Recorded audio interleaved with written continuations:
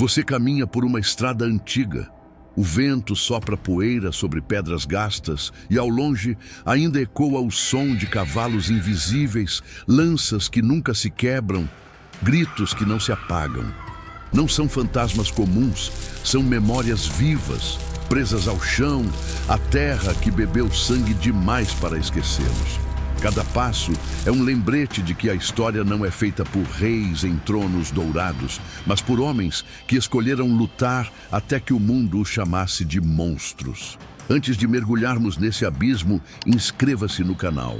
Aqui você não apenas escuta a história, você a atravessa. Ative o sino, respire a poeira dos séculos e venha sentir o frio das espadas, o cheiro da carne queimada e o peso da glória que custa a alma. Porque os ecos do passado não morreram, eles ainda caminham. No norte gelado, onde a aurora ilumina mares hostis, nasceu Björn Ironside, filho de Ragnar. Chamavam-no de Lado de Ferro, porque parecia impossível feri-lo. Mas seu verdadeiro poder não estava apenas nos músculos, estava no engano.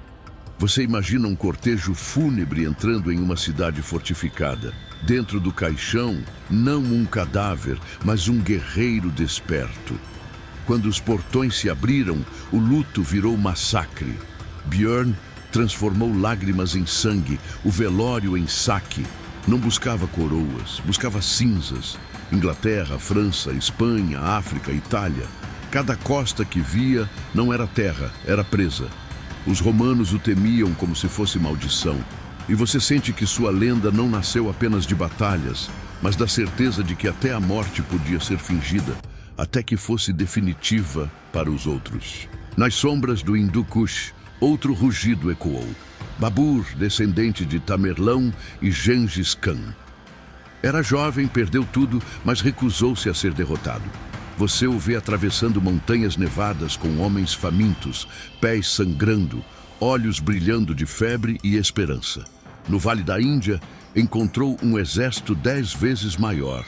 O chão tremeu com 100.000 soldados. Mas Babur trouxe algo que mudaria a guerra para sempre. Pólvora, canhões, mosquetes. No campo de Panipat, o trovão do fogo superou o rugido da multidão. Com 15.000 homens, esmagou um mar humano. Cada estampido de pólvora era como o trovão dos deuses. Cada morte, um aviso de que um império estava nascendo. Babur não conquistava terras, conquistava o medo. E você entende, às vezes não é a espada que vence, mas a coragem de trazer o futuro antes do tempo. Mas nem sempre os maiores guerreiros nasceram livres. Alguns nasceram acorrentados. Espartaco foi um deles, soldado da Trácia, capturado, escravizado, condenado à arena. Roma queria que fosse espetáculo, não ameaça, mas ele recusou.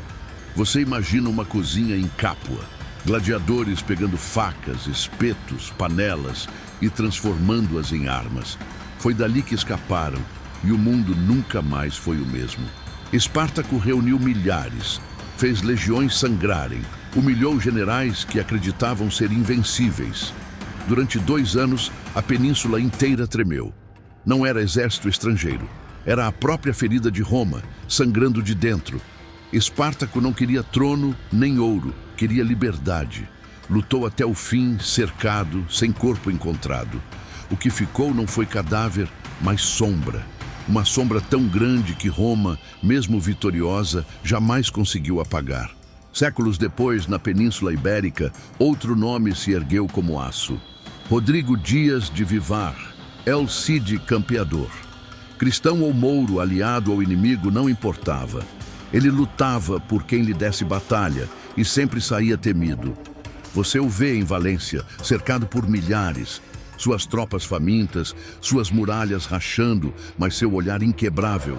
El Cid não apenas defendia terras, defendia a própria lenda.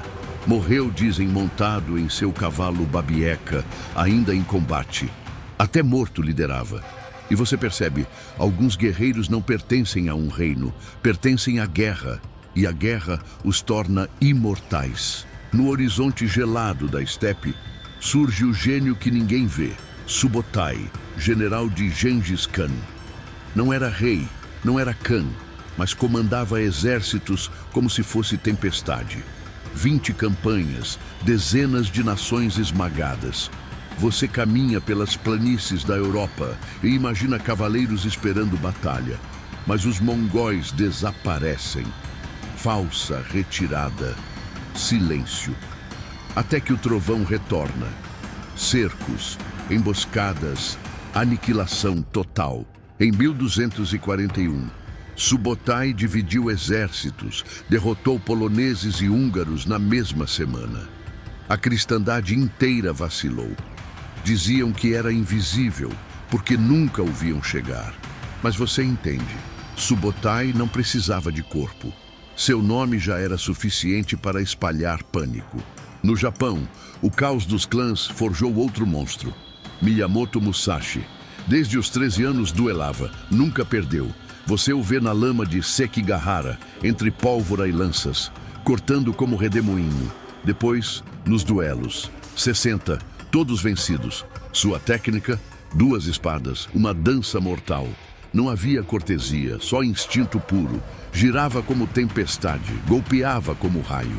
Ao envelhecer, escreveu o livro dos 5 anéis. Mas sua verdadeira obra não estava no papel. Estava no silêncio dos que jamais ousaram desafiá-lo de novo. Musashi não queria apenas vencer inimigos. Queria vencer a própria morte. E conseguiu. Você respira e percebe o fio condutor. Viking, mongol, samurai, escravo. O que os unia não era cultura nem origem, era a fúria. Cada um carregava dentro de si um inferno que o mundo aprendeu a temer. Roma, Índia, Espanha, Japão. Cada canto teve seu monstro de carne e aço. E cada vez que o sangue caía, não era apenas corpo que se perdia. Era a humanidade que se consumia. E então você percebe, os guerreiros mais temidos não eram apenas homens, eram avisos, marcas no tempo, gritos que atravessaram séculos. O passado não os matou. O passado apenas os escondeu sob pedras e pó. Mas quando você caminha sobre essas ruínas, o silêncio ainda fala. E o que ele diz é simples: o medo pode ter rosto, e esse rosto nunca desaparece. Você fecha os olhos e o mundo parece tremer. Não são exércitos marchando, nem o estrondo de muralhas caindo. São passos individuais, solitários, mas cada um deles carrega o peso de 1000 batalhas. Roma, Grécia, Ásia, as estepes mongóis, os desertos do Oriente. Todos os povos conheceram guerreiros que não precisavam de coroas para impor obediência. Homens cujo nome sozinho já era sentença de morte. Você percebe? O medo. Não eram apenas soldados, eram tempestades de carne e aço. Imagine Roma, arrogante, segura de sua glória. E então, das entranhas do próprio império, ergue-se uma chama inesperada. Espartaco, gladiador, escravo, condenado a morrer para divertir os senhores. Mas o espetáculo se transformou em insurreição. Você caminha pelas estradas italianas e vê legiões derrotadas, cidades em pânico, senadores trêmulos. Espartaco não comandava reis, mas sim homens quebrados. E mesmo assim fez Roma sangrar. A cada vitória, ele provava que o aço romano podia ser partido. Seu exército de escravos era maltrapilho, mas sua disciplina era de ferro. Por 2 anos, Roma viveu com a respiração presa. E quando Espartaco caiu, seu corpo desapareceu. Talvez para sempre. Talvez porque lendas não deixam cadáveres. Ao lado dele, outro nome ecoava: Crixus, gladiador gaulês, menor em fama, mas não em fúria. Onde Espartaco via liberdade, Crixus via vingança. Ele não queria apenas fugir de Roma, queria incendiar. Cada golpe de espada era cuspido com ódio. Cada vitória era um aviso de que até escravos podiam virar caçadores. Mas a ambição o separou do exército rebelde. Marchou sozinho, e sozinho encontrou a morte. Ainda assim, você percebe que o sangue de Crixus não se perdeu. Foi semente, regada com fogo. E você ouve outro som. Cascos de cavalos, milhares deles, cruzando rios congelados e desertos infinitos. Subutai, general dos mongóis, o fantasma que nunca dormia. Não era imperador, mas destruía reinos inteiros com o pensamento estratégico. Em uma só semana, esmagou húngaros e poloneses, fazendo a Europa inteira tremer. Você sente o frio das estepes cortando seu rosto e entende. Subutai era menos homem e mais tempestade. Não buscava glória pessoal, buscava aniquilação. No Japão, outra sombra se ergue. Você segura uma espada e percebe que ela pesa menos que o olhar de Miyamoto Musashi. Samurai, duelista, sobrevivente. Nunca perdeu. 60 homens enfrentaram-no, mestres, guerreiros de renome. Todos caíram. Ele não lutava por formalidade, mas pela essência brutal do combate. Uma katana em cada mão, rodopiando como tempestade. Musashi não buscava apenas vencer, buscava vencer a própria morte. E em cada duelo, provava que havia alcançado esse impossível. Surge Babur, descendente de Tamerlão e Gengis. Nas montanhas do Hindu Kush, a juventude lhe roubou terras, mas ele roubou o destino de volta. Você vê seu exército reduzido descendo para o coração da Índia. 15 mil contra 100 mil. E mesmo assim, Babur não recuou. Introduziu pólvora, artilharia móvel, mosquetes, o rugido do futuro contra o peso do passado. Em Panipat, transformou inferioridade em massacre. Fundou um império que duraria séculos, buscava marcar a terra com sua fúria. Na Espanha da Reconquista, o caos reinava. Cristãos contra muçulmanos, lealdades frágeis, traições constantes. E no meio do fogo, um homem chamado Rodrigo Dias de Vivar, El Cid. Guerreiro para uns, mercenário para outros, mas sempre indomável. Lutava sobretudo, lutava por si mesmo. Você o vê cercado em Valência, resistindo por anos, montado em seu cavalo Babieca, espada firme. Quando morreu, a lenda conta que ainda cavalgou na batalha, corpo ereto, impondo terror até depois do último suspiro. Séculos antes, outro nome já havia ensinado Roma a temer: Pirro de Épiro, rei grego, descendente de heróis, obcecado por glória imortal. Cruzou mares com elefantes de guerra, visão apocalíptica para os romanos que nunca haviam visto tais bestas. Venceu em Heracleia, em Ásculo, e mesmo assim perdeu, porque cada vitória custava caro demais. Você percebe a ironia. Foi tão temido que até as vitórias de seu nome se tornaram sinônimo de derrota. Vitória pírrica ainda ecoa, lembrando que às vezes vencer é apenas outro modo de morrer. Então, dos desertos de Cartago, ergue-se Aníbal Barca. Ainda menino, jurou ódio eterno a Roma e cumpriu. Você o acompanha atravessando os Alpes com elefantes, neve até os joelhos, soldados caindo pelo frio, mas ainda assim avança. E quando chega à Itália, Roma aprende o que é medo. Em Canas, mais de 50 mil romanos caem em um só dia, cercados como ratos, esmagados pela genialidade tática. Até mães usavam seu nome para assustar filhos. Se não obedecer, Aníbal virá. Você entende? Poucos homens carregaram tanto terror em um só nome. Você respira. De Espartaco a Aníbal, de Musashi a Subutai, de Babur a El Cid, cada um desses homens se tornou algo maior que si mesmo. Não eram apenas guerreiros. Eram cataclismos de carne, aço e sangue. Roma, Índia, Japão, Espanha, Cartago, todos tremeram. E você percebe, o fio da história não é tecido apenas por impérios, é tecido por indivíduos que sozinhos fizeram o mundo hesitar. O medo se transformou em sombra, e sombras, você sabe, nunca desaparecem. Você caminha até o desfiladeiro das Termópilas. O vento corta como lâmina e o silêncio das pedras parece carregar ecos de gritos antigos. Lá, Leônidas e 300 espartanos resistiram ao mar persa. Não buscavam vitória, buscavam tempo, dignidade, eternidade. Durante 3 dias, seguraram o avanço de milhares.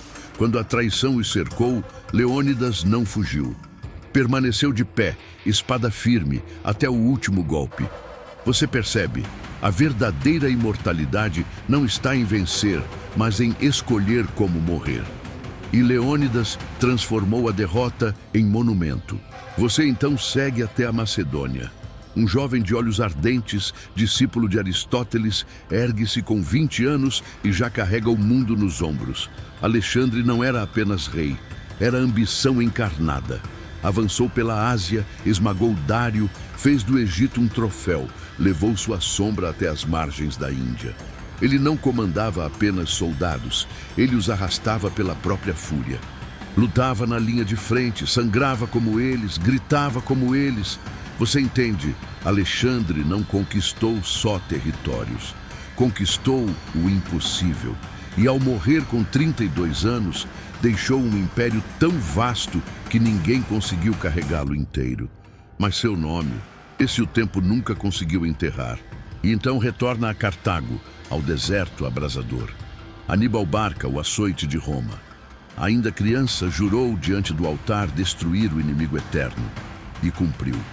Você o acompanha cruzando os Alpes com elefantes, algo que parecia impossível. No gelo, no frio, no sangue congelado. Quando chegou à Itália, Roma tremeu. Em Canas, mais de 50 mil homens foram massacrados em um só dia.